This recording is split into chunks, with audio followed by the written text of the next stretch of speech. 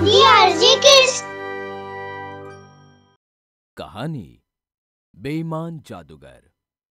एक बार की बात है, हस्तिनापुर नाम के एक राज्य में दो जादूगर हुआ करते थे, जादूगर करणवीर और जादूगर विजयवीर। दोनों तरह तरह के जादू दिखाकर लोगों का मनोरंजन करते थे। जादूगर करणवीर के जादू नए होने की वजह से बहुत मशहूर थे। इस वजह से ज्यादा लोग उसके खेल को देखने जाते। पर जादूगर विजयवीर के जादू पुराने हो चुके थे। जादूगर विजयवीर जब भी कोई खेल दिखाने की कोशिश करता, लोग उसका मजाक उड़ाने लगते। जादू पुराने होने की वजह से लोगों ने उसे पसंद करना बंद कर दिया। एक दिन जब जादूगर विजयवीर अपना जादू दिखा रहा था, अरे आज कोई नया जादू भी दिखाने वाले हो या हर बार की तरह वही पुराना वाला? दोस्तों, बहुत जल्द मैं तुम्हें नया जादू भी दिखाऊंगा, पर आज के लिए ये देखो। अब मैं इस टोपी में से 3 गिनने तक एक खरगोश निकालूंगा।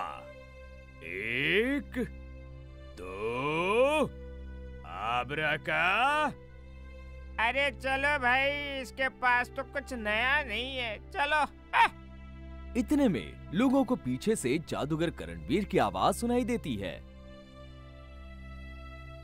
और आज जादूगर करणवीर हमें हवा में तैर के दिखाएंगे। और उसकी आवाज सुनते ही सब जादूगर करणवीर का जादू देखने निकल जाते हैं। अरे जादूगर करणवीर आ गया, अरे चलो चलो चलो। अरे अरे कहाँ जा रहे हो? रुको, देखो मैं इसे फिर से गायब कर दूंगा। अरे जादूगर विजयवीर निराश हो जाता है कि उसकी जादू कोई नहीं देखना चाहता। वो जादूगर करणवीर का खेल बिगाड़ने के लिए भेष बदल के उसका खेल देखने पहुंच जाता है। जादूगर करणवीर अपना खेल दिखाना शुरू करता है। क्या तुम में से किसी ने कभी किसी को आग से खेलते हुए देखा है? आज मैं आग से खेलूंगा। अरे वाह वाह, क्या महान जादूगर है! वाह वाह वाह वाह। तो लीजिए, आपके सामने पेश है आग का खेल। ये कहते ही जादूगर करणवीर अपने हाथ में आग लगा देता है और हाथों से आग को पकड़ लेता है।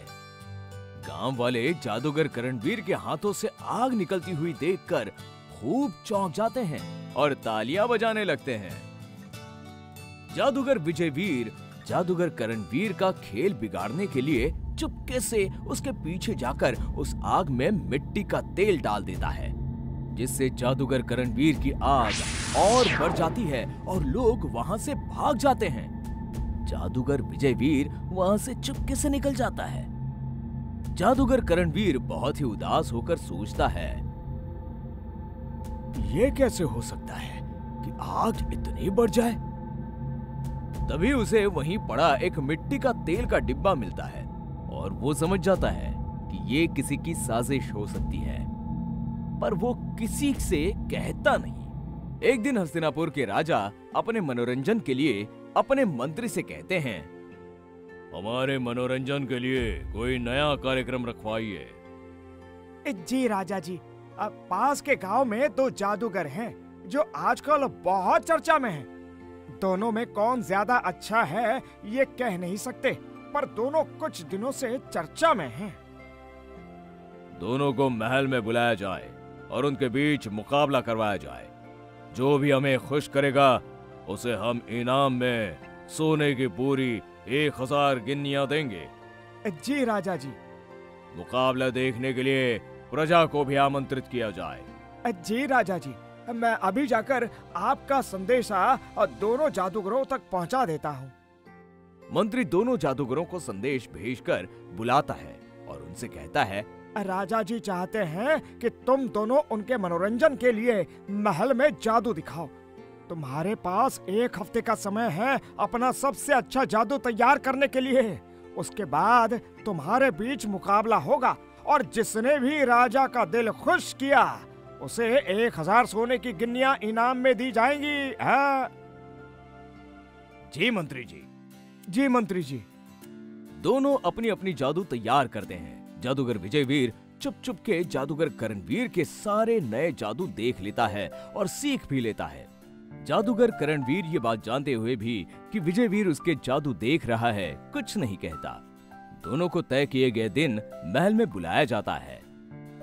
प्रतियोगिता शुरू की जाए। राजा जी, अगर आप बुरा न माने तो मैं एक बात कहना चाहता हूँ।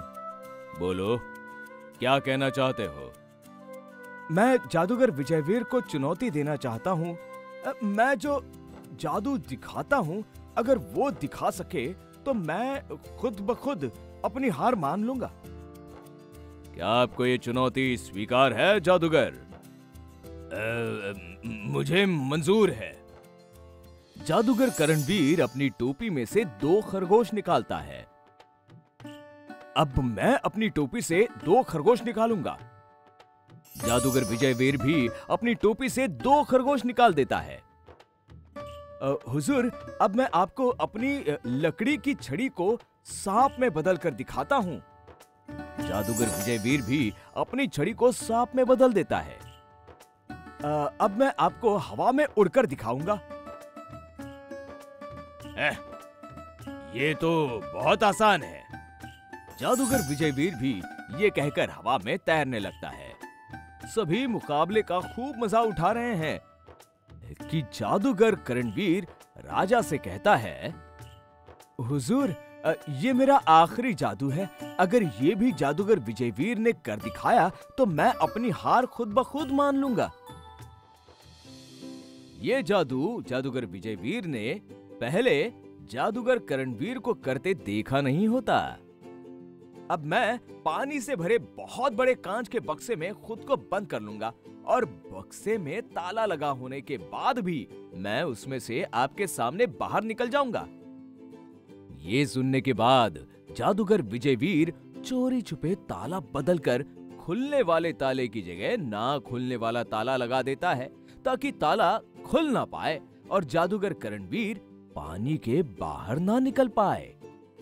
जादूगर करणवीर इस बारे में पहले से ही जान जाता है और ताला फिर से बदल देता है और बाहर निकल आता है। अब जादूगर विजयवीर की बारी आती है और वो जैसे ही पानी के बक्से के अंदर जाता है, ना खुलने वाला ताला उसी के बक्से पर लग जाता है और वो बहुत कोशिश करने के बाद भी बाहर नहीं निकल पाता। तब जादूगर करणवीर अपने पास से चाबी निकालकर उस ताले को खोलकर जादूगर विजयवीर को बाहर निकाल लेता है। राजा जादूगर करणवीर के जादू और समझदारी से खुश होकर उसे सोने की 1000 गिन्नियां इनाम में दे देते हैं। वाह जादूगर करणवीर, वाह, बहुत बढ़िया।